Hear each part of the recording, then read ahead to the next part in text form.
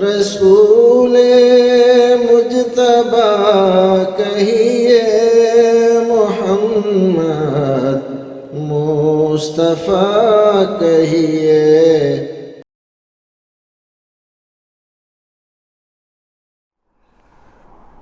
الحمدللہ والصلاۃ والسلام علی رسول اللہ۔ اجیر انصاری نیپال سے سوال کرتے ہیں، ایک باپ کے 4 بیٹے ہیں، 3 کماتے ہیں اور باپ کو دیتے ہیں، چوتھا بیٹا کچھ نہیں کماتا۔ باپ جو زمین جائیداد خریدتا ہے اس پیسے سے جو اس نے جمع کیا ہے بیٹوں کی کمائی سے، کیا اس میں اس چوتھے بیٹے کا بھی حصہ ہوگا؟ اگر یہ سارا مال جو بیٹے کما رہے ہیں اور کما کر باپ کو دے رہے ہیں باپ کا ہے، اور یقیناً باپ ہی کا مانا جانا چاہیے، تو چوتھا بیٹا بھی اس مال میں حصے دار ہے